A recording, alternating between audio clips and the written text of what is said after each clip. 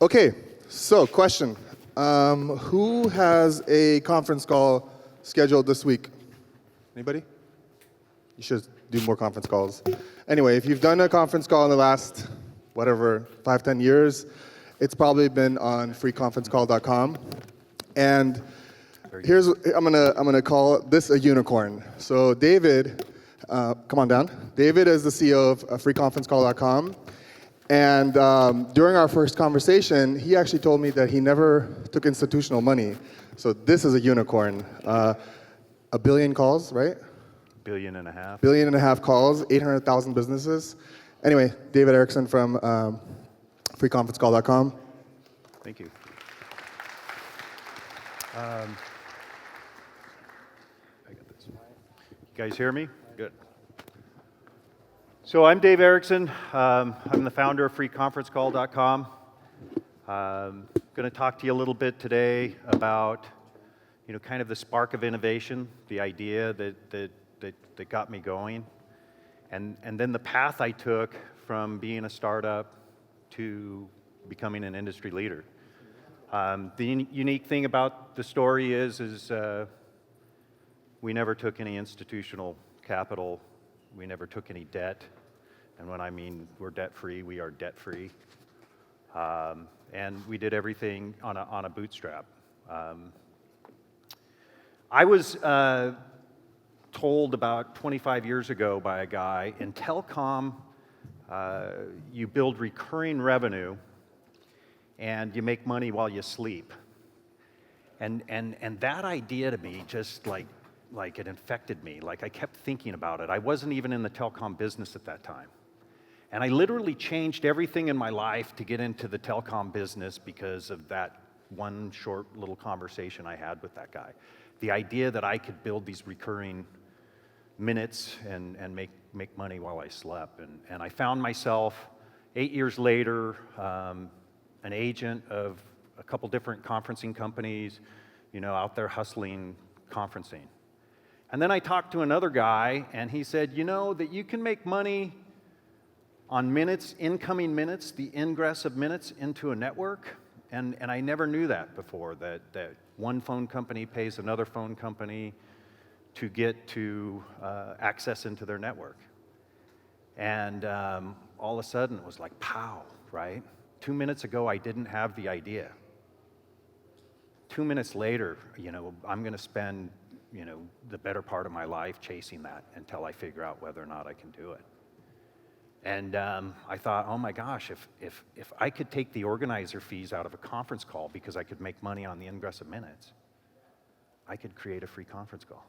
On October 26th, in 2001, 3 a.m. in the morning, I'm sitting in bed going, man, I wonder if freeconferencecall.com is available. And at that point in time, I didn't have a computer at home because my computer was at the office. I had one computer. It was not a laptop.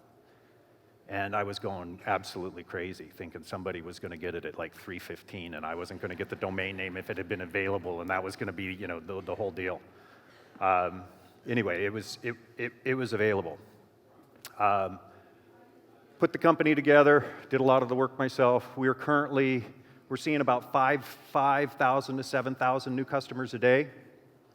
We're in 800,000 different businesses. We are the third largest provider in the United States, and so we've got like Intercall and AT&T in front of us, who did a lot of acquisition, and the other one is, AT&T. But we'll take AT&T probably in the next year or so. We've done over 1 billion calls. Our calls are long. We have a 30-minute call average. We've done a little over 1.5 billion calls. And today we'll probably do 100 million paid minute transactions on our network. So pretty impressive where it went. So how'd we get here, right? In the beginning, I was broke. I was busted. I was selling conferencing as an agent, and I was just kind of making it by. And I liked the minute game. Right? I didn't have any access to money, but I knew this idea was good and worthwhile, and I poured my heart into this idea. So I built that website myself. I built all the code myself. And I wasn't a coder. I was just, and it was pretty whack, right? I mean, it wasn't like picture perfect, or there was technologists at the time that kind of said, look at that. That's there was no shame to my game, right?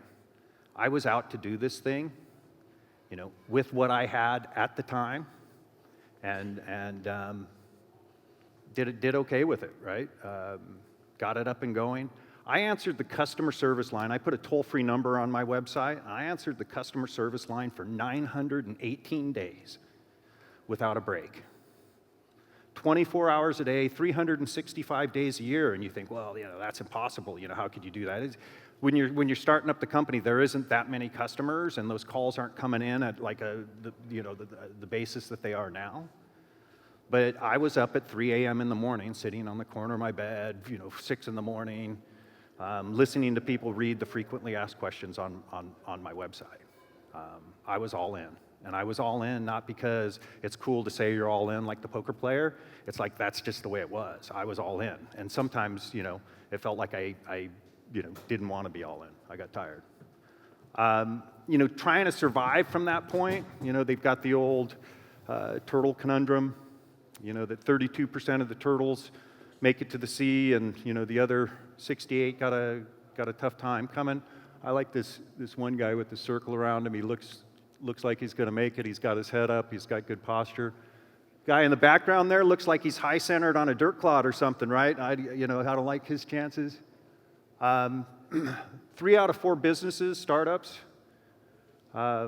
they say don't make it. I read another thing from Forbes, and it says 9 out of 10 of them will not earn a return.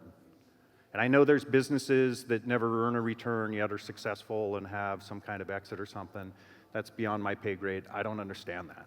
The only thing I know is how am I going to make a return, right? And as a bootstrapper, I've got to make money. I've got to make money now. We ran into problems, after we got it up, got the plane in the air. We had regulatory issues. We had big guys like AT&T and Verizon not wanting me to do what I was doing. We had the FCC trying to rewrite the laws for the big guys, all kinds of stuff. And so I literally had like plan A, plan B, plan C, plan D, plan E, plan F, and was trying to work them all. And one of the things that I see in a business plan that's difficult is that people expect you to follow it. I don't really write business plans because then I would have to follow them, and I want to stay flexible and I want to stay agile because I wasn't coming from a big bunch of money. I was coming from just a lot of energy and a startup mentality. And so I would set up all these different things. And if you see something that's bright and shiny, you got to be cautious about it. But sometimes your business plan is going to lead you to something that's yet another spark of innovation. And so be flexible. Taking the first step. I think you'll hear a lot today from different people about how to raise money, doing your valuation and things of this nature. Some businesses absolutely need that, and that is a very functional part of this whole system. However, going and raising money or going and trying to get a valuation for flattery or because you feel honored by it or somehow it justifies your plan or makes you feel like you're headed in the right direction is tricky business. If you're going to raise money, you should know that you have to raise money and then do it very carefully, right? And there's guys here that are better at that than me, and I'd listen to them. But if you don't have to raise money, don't. Today I stand up here, I'm a free man, right? I answer to nobody. I do not even have a board of directors. I answer to no one. My wife, I answer to my wife. Right? But I started with a $10 domain, right? I started with a little tower computer. I started with a website from GoDaddy at $9.95 a month that included email, a toll-free number, and a telephone line, and me. And that was it. That was the investment. That was the startup. Answering all those customer service calls, I got to know my customers. There was people that said, Dave, isn't there a better use of your time, dude? You're like walking around, you're on the cell phone, you're answering all these customer service calls. Can't you just pay somebody to do that? Aren't you better spent somewhere else? And they'd get me every once in a while. I'd be like, oh, yeah, like, but I don't have the money. But you know what? Answering those customer service calls put me in touch with the customer. I had my fingers on the pulse of the people that were coming to my website, and at times I didn't even know how important that was. The changes that I made, the things that I did, right? When I put new frequently asked questions on the sign-up page, my calls got cut in half. Do you think I did the right thing or the wrong thing? That was like the right thing. I knew it right away. I was right there. So being small, not going for the big money and doing all of the fancy stuff in the beginning can be very, very helpful. So freeconferencecall.com is a viral business. And viral business is like the greatest thing in the world, I think. How does a guy like me with my little tower computer get into 800,000 businesses without a salesperson? Viral, right? But viral is also very tricky. In 2005, things were going great, and customers were coming onto the network like crazy. I was a bootstrap dude, and we literally got to this point where if we had more customers coming in, the whole thing, I think, would have blown. We were just at the peak of our bridges and everything. I cut back. I was doing some pay-per-click marketing at the time, and I turned all that off. And we were like coasting, and we just made it to the other side. We haven't had that problem since. So viral's interesting. It's very, everybody wants it, but it's uncontrollable. And I found that, I once looked at a round of private equity just to see, maybe take some chips off the table or something, and I ultimately didn't end up doing it. But they were asking me, so what would you do to enterprise? And I said, well, in enterprise, I would hope, I would love to get a viral movement going like I had in retail. And I'm not sure how to do that, and I don't know how that would work, but I think I could do it like this and that, but, it's tricky. And it was interesting because the guy said to me, he says, I get people in here all the time, and they tell me they got an idea, they got a startup, and they're going to do this, and they're looking for money. And I say, well, how are you going to get out there? How are you going to get all the customers? And their answer is, it's going to go viral, man. And he says, that's when we stand up and say, you know what, we're done, right? And he goes, and here I've got a guy that's actually done a viral company, and he wants to open up a new fold and go to enterprise. And he's smart enough to know that it may not be possible, right? Viral's difficult. And so viral's a big part of your business. You got to think twice on it, think long, think hard on it, and hopefully it'll happen for you. Upgrading products. So, as a startup, I didn't have all the money that I wanted. I wasn't able to build everything that I wanted to build. And I had a guy that came out that was kind of like a copycat, and he had money. And I saw him at a show, and he was telling me about this new big server he was buying, and all of the reservation and invitation systems and everything that he was going to put into it. And it was just like features galore. And I'm like thinking mine's so simple, and his is going to be so great. And I was like crying at my lunch that day. I was like, oh my gosh, this guy's just going to crush me.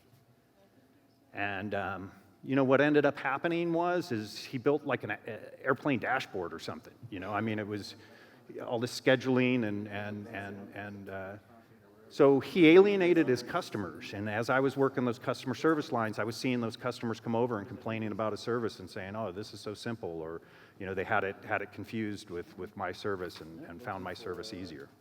And so that's something to, just because you can upgrade doesn't mean you should. The innovator's dilemma, this is an interesting thing. I see new companies come out, they're funded, they've created some new problem in our industry, they've created some new solution to the created problem, and it sounds really good. And people in my company are like, hey, maybe we should make a turn right here and go do what they're doing and make that happen. And we have something we're doing. And I'm like, well, do I go and change? Is this the free conference call killer? Do we need to come up with our own free conference call killer in order to save our lives? And it's really tricky. But I've also now got hindsight, and I look back and I see a lot of carnage. People that manage their businesses the wrong way. That solution to the problem they created wasn't really a big deal. And so, don't get all excited and take a turn just because you see somebody else doing something. Believe in what you're doing. Know your customers. I mean, I think that's the key.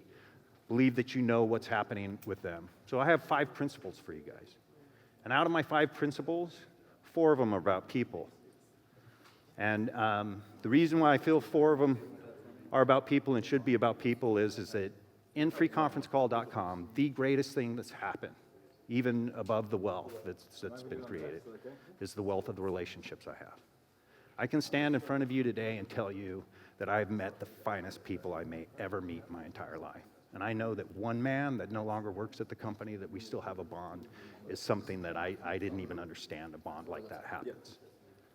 And so I think, the first thing is what I call the underwear test. It was put out there by a guy by the name of Lure. And the idea is just keep a thrill, keep a mystique, keep something interesting about it, right? We've been in this game for 15 years, right? 5 years in, you're 10,000 hours in, right? If it's just as simple as putting on your underwear every day and it's that common, I don't like your chances. And I think business should be more exciting than that. I think you should find the niches. That's where you're going to find the riches. I think that you should not take everything that you can do. There's a lot of opportunities. We have more opportunities than we have operations. But I don't want to do everything, and I don't want to do low-margin business. I want to do the fun stuff. I want to do the exciting stuff. I want to keep it exciting. I want to be a visual manager. I want to have relationships with my employees. Keep it fun. Maintaining perspective. It's a balancing act. I'm an idea guy, right? I'm a leader. I always want to use my idea, and I want to lead the people, right? First, you got to know your customer. Then you got to know your employees, and then you got to know that your employees know your customer.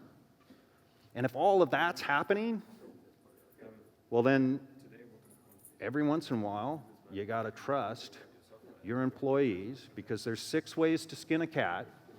Hey, you go do it your way. Let's kill this thing. And what's interesting about that is not being the guy, letting somebody else take the lead. It's amazing, right? It's a great place to be. Sometimes you see that they did a better job than you thought you could have done, or you got more out of it than had you done it yourself. Letting your principles speak about who you are and what you believe in. Here's the deal. I think all companies need this, but you got to believe it, man. You cannot fake it, right? Freeconferencecall.com probably saves more carbon than any business. I don't know. I mean, all the people that don't fly in it, but that's very convenient. I didn't get into freeconferencecall.com because I was trying to save my carbon footprint, right? I got into freeconferencecall.com because I'm a minute guy and I wanted to make money while I sleep, right? So that's a very convenient thing to say, hey, this is what we're into, right? What I believe in the homeless children in my city, the sick children, and I influence my employees to go with me to run 5Ks and do things together that get them involved. And then I also try and figure out what it is they believe in, and I want to get involved in that. But it's very, very tight. It's within my community, and I can see the progress in the things and the effects that it has, both on the people we're trying to serve, but us as serving those people. The power of a movement. I think this is the most amazing thing to me, right? You can buy a guy's time, and you could buy a guy's time in a particular place, and you could even get a measured amount of muscular, skilled motions from a man, right? But you cannot buy initiative, you cannot buy loyalty, and you cannot buy the devotion of the heart, mind, and the soul of your employees. That you're going to have to earn. That you're going to have to earn. You're going to have to go out. You're going to have to be a leader. You're going to have to lead by example, right? You're going to have to be loyal yourself. One of those would be good. But I believe in those people, right? I believe in the group we put together, that movement. And if you're a super, super high performer in my company, but you're anti-culture, you're on the way out the door. Because that movement is that important. It's everything. I can't have somebody that's just because they're talented and they're super smart, that doesn't like anybody in the company, that doesn't want to play by the community rules, be some odd man out superstar that we pay a bunch of money. I'd rather just not have them, right? And after that, last principle is just managing your products and services. I wholeheartedly believe that if you get that power behind that movement, that you let your heart show with your employees and vice versa, right? That you keep it exciting out there, that you let them take the lead, that you work that balancing act, this just happens, right? Everybody cares about the product. Everybody's managing the product. Everybody's, got their fingers on the pulse. You guys know what your product is. You know what you have to manage. But setting up those other principles before this will make this look like you know what you're doing. You guys, I really appreciate your time today. I hope you found it useful. I love the free conference call story. I would love to hear your stories. I'll be around if you guys want to talk to me or get a free conference call account. I'm shameless like that. I'm shameless. But really, really appreciate it. Thank you, guys. Awesome. Thank you, David.